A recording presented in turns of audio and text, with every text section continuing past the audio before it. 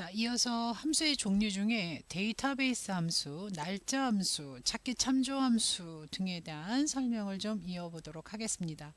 자, 자료 중에요. 분류가 다이캐스트라는 것만 찾아서 3월달 입고량의 합계를 구하게 되고요. 또 입고량의 평균을 데이터베이스 함수로 이용을 해보도록 하겠습니다. 자, 3월 입고량의 합계 중에서 다이캐스트만 골라서, 자, 사실은 이런 내용은요, 썸이프라는 개념으로 계산을 해도 돼요. 그러니까 이걸 찾아서 3월 입고량의 합계를 계산하겠다라는 건 썸이프 함수도 있긴 한데요. 데이터베이스 함수를 이용을 한다면, 자, 데이터베이스는 이제 자료가 좀 굉장히 많은 자료를 구축했을 때 좀 더 효과적으로 작업을 할 수가 있겠어요. 그래서 함수를 많이 알아놓으시면 데이터의 종류에 따라서 어떤 함수가 유용하다라는 것을 판단할 수가 있다는 거죠. 자, 그러면 데이터베이스를 사용하시는 방법을 말씀을 드릴게요. 자, D하고 합계니까 sum이 되겠습니다. 자, dsum 함수 더블 클릭하고요. 자, 인수값을 써 나가도록 할 텐데, 자, 지금 보면 데이터베이스 부분은 어디가 될 것이냐. 자, 답니다. B4에서부터 D10까지 이 범위가 데이터베이스 전체 테이블이 되겠죠. 그래서 이 범위에서 두 번째는 필드 3월 입고량이 되는 거죠. 그러면 필드 번호는 D4가 되는 거예요. 근데 이 D4는 우리가 데이터베이스를 기준으로 항목의 위치를 나타내기도 해서 1, 2, 3, 3이라고 입력해도 상관은 없어요. 그래서 어쨌든 지금 우리는 필드라고 지금 나와 있으니까 D4 필드를 계산을 할 건데, 어떤 조건으로 계산할 거냐? 자, 조건을 따로 써놨습니다. 분류가 다이캐스트. 자, 이때 썸이프, 카운티프 앞에서 공부하셨을 때는 조건을 위주로 썼지만, 데이터베이스는 필드명을 기준으로 데이터를 찾아가기 때문에 조건을 지정하실 때도 반드시 필드명과 함께 범위를 지정을 해야 됩니다. 만약에 따로 별도로 조건을 쓰지 않았다 하더라도 조건을 쓸 때는 반드시 필드명과 같이 이렇게 드래그를 해주셔야 된다는 얘기예요. 그렇다면 콜드캐스트나 다른 게 있다고 하면 어쩔 수 없이 별도의 공간에 조건을 써 놓으시는 거죠. 써 놓는 것이 편합니다. 그래서 마지막 조건은 F4에서부터 F5 이 개념이 되겠습니다. 자, 그래서 함수 가로 닫고요. 입력해 보면 결과값이 260이라는 결과값을 얻게 됩니다. 이런 식으로 데이터베이스 함수를 쓰실 때는 조건을 좀 별도로 써 놓는 게 좋은데, 이 조건도 유효성 검사를 이용하면은 훨씬 더 편하지 않을까 싶어요. 자, 그러면 데이터 메뉴 요걸 지워 보겠습니다. 데이터 메뉴에서 유효성 검사에서, 자, 목록으로 작성을 하는데, 자, 이전에는 요걸 직접 썼는데 이번에는 요거 두 개뿐이 없으니까, 자, 이렇게 범위를 별도로 코드 테이블이 있으면 그 테이블 범위를 지정해도 된다는 개념이에요. 그래서 범위를 지정해서 이렇게 등록을 시켜 놓을게요. 그래서 자, 지금 콜드캐스트 하니까 180으로 바뀌었고요. 그 다음에 다이캐스트 하면 또 바뀌고요. 그래서 유효성 검사로 데이터를 만들어 놓으면 작업이 분석하기가 훨씬 더 편리하게 되는 거죠. 자, 이번에는 평균이에요. 3월 입고량 평균인데 똑같습니다. 데이터베이스 함수를 이용하는데 평균이기 때문에, 자, D 데이터베이스 D 그다음에 에버리지 할 때 A를 썼습니다. 그랬더니 D 에버리지 함수 나오죠. 자, D 에버리지 함수. 자, 밑에 인수값을 보면 데이터베이스. 데이터베이스는 전체가 다 된다라는 거고요. 자, 인수 구분 기호인 쉼표를 찍고요. 필드는 지금 3월 입고량이니까, 자, D4라고 해도 되지만 이번에는 제가 3이라고 써볼게요.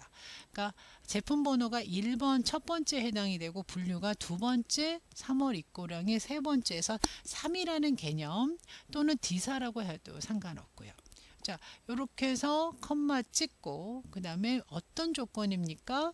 반드시 항목 이름을 포함해서, 자, 이렇게 지정을 해 놓고 결과를 보면 다이캐스트의 3월 입고량의 평균만 조건에 맞는 것만 계산을 한 거죠.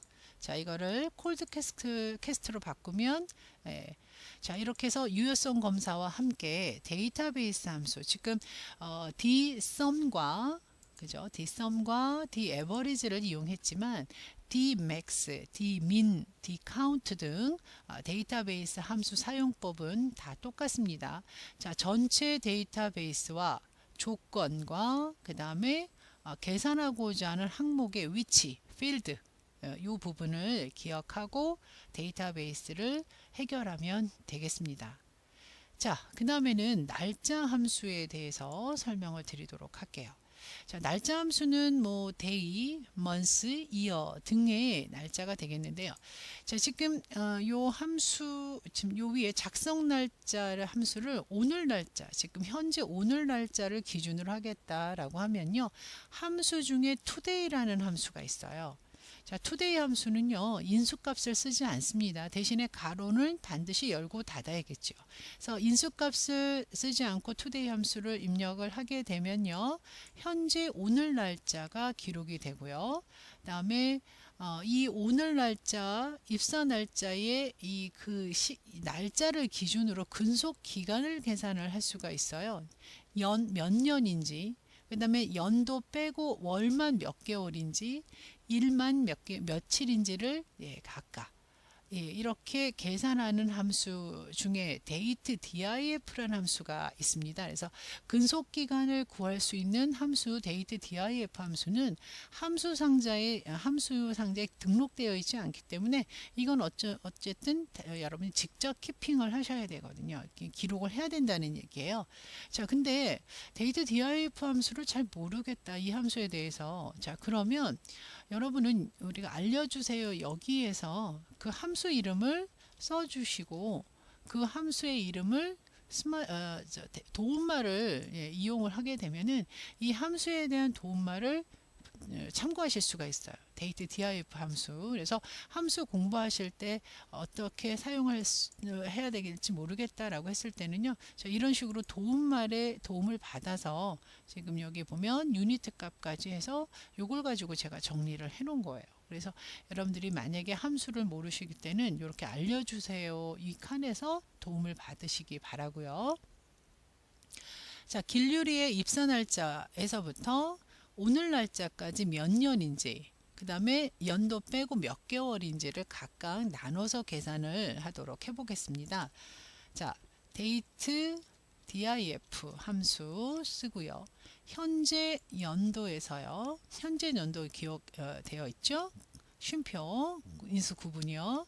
자, 이게 시작이고요. 그 다음에 끝 날짜는 오늘 날짜가 되겠죠. 그래서 오늘 날짜까지 중에서 연도만이라는 개념으로 마지막 디지트 값을 유니트 값을 사용할 때, 자, 지금 보시면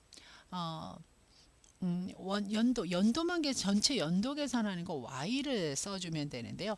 따옴표하고 Y를 써주면 되겠습니다. 자, 이렇게 되면은 이 시작 날짜와 끝 날짜의 전체 연도가 되겠다. 자, 이렇게 해서 입력을 해 주게 되면 13년이 나오게 됩니다. 근데 Y 대신에 M을 쓰게 되면 연도 표시가 아니라 전체 개월수가 되는 거죠. 그래서 연도만 빼고 개월수 계산하려고 하면 여기 밑에 보면은 일과 연도는 빼고 월만 계산할 때는 YM이라는 디지트 값을 사용해라 라는 문제가 내용이 되겠죠. 그래서 두 번째 월 계산할 때는 자, 다 써야 됩니다. 그래서 시작, 컴마, 끝, 컴마, 그 다음에 마지막 유니트 값에 이제 쓰실 때 YM이라는 유니트 값을 쓰게 된다면 두 날짜 사이에 월만 계산하는데 연도, 그러니까 마지막 일과 연도는 무시하고 개월수만 계산을 하는 그런 유니트 값이 되겠습니다. 여기 지금 화면이 좀 안 보여서요. 좀 늘려드릴게요. 자, 요렇게. 네. 그렇다면 마지막 일 계산할 때는요.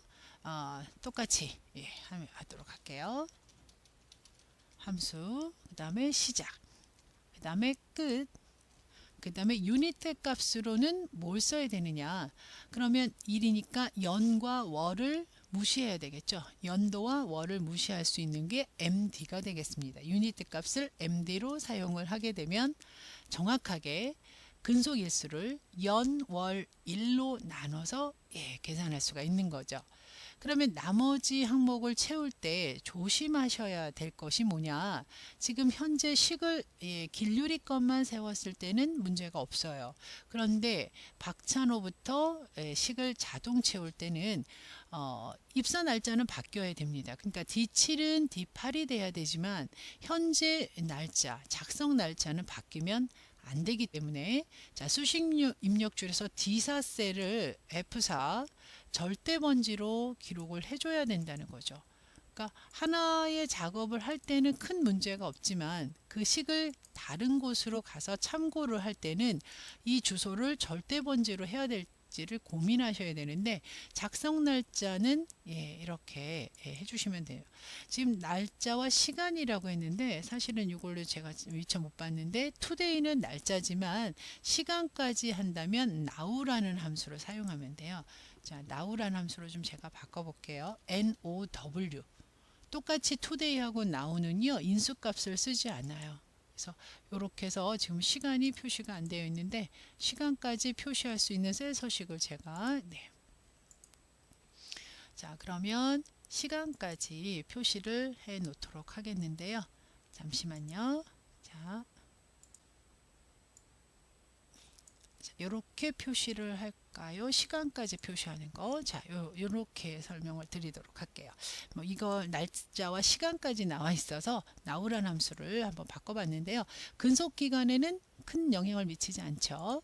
자, 절대 번지까지 다 지정했으므로 이렇게 자동 채우기로 핸들을 채워서 결과를 보면 되겠습니다. 그러면 길유리 경우에는 13년 10월 6일 근속 10개월 6일 일을 한 걸로 나오는 거고요.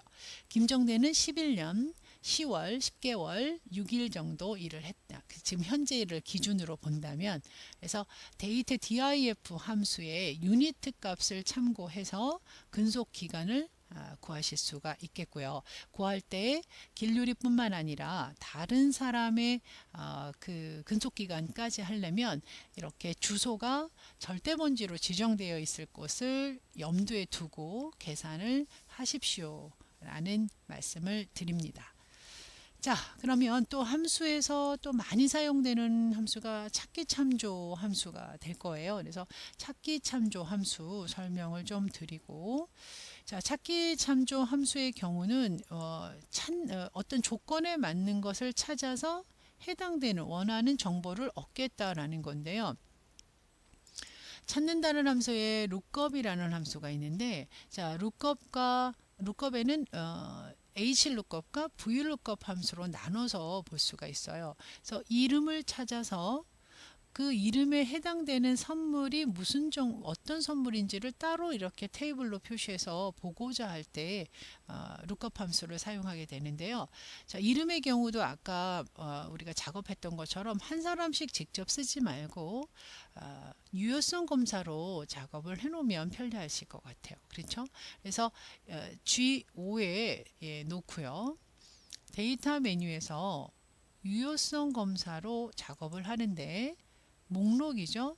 근데 직접 쓸 필요가 없이 작성되어 있는 목록을 범위 설정해서 작업을 할게요. 이렇게요. 범위 지정했습니다. 자, 그리고 길유리라는 사람 이름을 하나를 선택해 놓으세요. 자, 그리고 나서 룩업을 하는 거죠. 자, 이 사람이 받은 선물이 어떤 선물인지 한번 확인해 봅시다. 뭐 이런 문제가 되겠습니다. 자, 그러면 VLOOKUP을 사용을 해야 된다. 자, 먼저 함수를 사용하고 나서 VLOOKUP과 HLOOKUP의 차이점을 말씀을 드리죠. 자, 그러면 인수값이 좀 많아요. 그래서 일단은 수식 입력줄에 함수 상자를 열어놓고 천천히 설명을 드린다면 첫 번째 lookup value라는 이 부분이 뭐냐? 뭘 찾을 것인가? 길유리를 찾는 거죠. 지금 현재. 이 이름을 찾겠다. 그런데 그 이름을 어디서 찾는지 테이블 어레이, 그러니까 테이블이라고 하니까 전체가 되는 거죠. 테이블 전체가 이 범위 내에서 찾겠다. 그러면 길유리를 찾았을 때, 자, 세 번째 개념이에요. 세 번째, 길유리를 찾았을 때 내가 표시하고자 하는 곳은 선물이죠. 그러면 이 범위 내에서 몇 번째 항목이냐라는 뜻입니다. 첫 번째, 두 번째, 세 번째, 네 번째의 개념이라 컬럼 인덱스 넘버는 반드시 숫자를 써야 되고 첫 번째 열 값을 1로 둔다고 했기 때문에 여기서는 24라는 필드명을 줄 수가 없어요. 데이터베이스는 24라고 해도 그냥 4라고 해도 되지만 보일러컵에서는 4라고 써줘야 된다는 얘기죠. 열 번호라고 얘기를 하고 있기 때문에 4라고 쓰시고, 그 다음에 마지막 레인지 룩업이라는 개념이 뭐냐, 찾았다. 길유리를 찾았는데 이 길유리의 데이터가 내가 찾는 것과 이 테이블에서 정확하게 맞느냐, 정확하게 일치하는 데이터를 찾으려면 false, 자, 영어로 써도 되고요. 엑셀에서의 false는 0값을, 숫자 0값을 갖습니다. 0. 그래서 false라고 쓰시거나 0이라고 쓰시거나 같다. 그래서 확인 버튼을 누르게 되면 길유리를 찾아서 어디서 찾아서 여기 테이블에서 찾아서 몇 번째, 네 번째에 있는 데이터를 표시하겠다가 VLOOKUP입니다. 그래서 몇 번째 열로 찾느냐 개념이 VLOOKUP이고 몇 번째 행이냐라고 찾는 것이 HLOOKUP이라는 차이점이에요. 그래서 지금 길유리의 이름을 바꿔보겠습니다. 김정대로 바꾸면 화장지라고 이렇게 다시 표시가 되죠. 그래서 찾기 함수와 함께, 찾기 참조 함수와 함께 유효성 검사 이용했더니 굉장히 편리한 문서 작성을 하실 수가 있다는 거죠. 한 가지 더 예를 더 들어서 말씀을 드리자면, 자, 지금 현재 제가 테이블을 두 개를 만들어 봤습니다. 자, 왼쪽에 있는 자료를 기준으로 한번 찾을 거고요. 오른쪽에 있는 자료를 가지고 찾아보도록 할 건데, 자, 역시 모델명을요. 자, 여기 테이블에 있는 모델명을 그대로 사용을 할까 합니다. 자, 데이터 유효성 검사에서 목록으로 잡고요. 직접 쓰지 않겠습니다. 그냥 범위를 지정해서 유효성 검사 목록을 만들어 놓는다라고 했죠. 그래서 하나를 비워두지 말고요. 하나를 눌러 놔야 됩니다. 그렇다면 이 모델명을 이 테이블에서 찾을 것이냐, 이 테이블에서 찾을 거냐에 따라서 HLOOKUP을 쓸 것인지 VLOOKUP을 쓸 것인지가 결정이 되는데, 앞에서 배우신 대로 한다면은 VLOOKUP을 이 왼쪽에 있는 테이블을 사용한다면 VLOOKUP이고요. 오른쪽에 있는 테이블을 사용할 때는 HLOOKUP이 됩니다. 차이는 이거예요. 이 모델명을 이 테이블을 참조해서 찾게 되면, 자, 찾았던 이 모델명에서부터 몇 번째 행에 있는 데이터를 가지고 올 거냐, 행으로 찾는 거죠. 행번호를 써야 된다는 거고요. 얘는 몇 번째 열에 있느냐, 그걸 기준으로 찾게 됩니다. 자, 먼저 설치일을요, 제가 VLOOKUP으로 계산을 먼저 해보도록 하겠습니다. 자, VLOOKUP. 자, 이번에는 상자를 이용하지 않고 계속 키핑을 한번 해보도록 할게요. 자, 지금 lookup value라는 개념은 이걸 찾는다는 거죠. 얘를 찾겠다. 구분하고요. 어디서 찾을 거냐? 여기서 찾겠다. 구분하고요.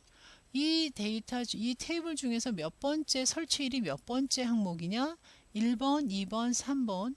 필드 이름 쓰면 안 된다. 첫 번째, 두 번째, 세 번째 위치 번호가 3번이다. 이렇게 되는 거고요. 자, 컴마. 내가 정확히 찾을 건지 아니면 비슷한 걸 찾을 건지 정확히 찾겠다. false.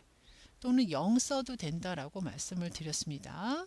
자, 이렇게 해서 VLOOKUP으로 우리는 이렇게 설치를 찾을 수 있어요. 그렇다면 옆에 있는 테이블이 이렇게 만들어져 있다. 자, 그러면 여기다 해볼까요?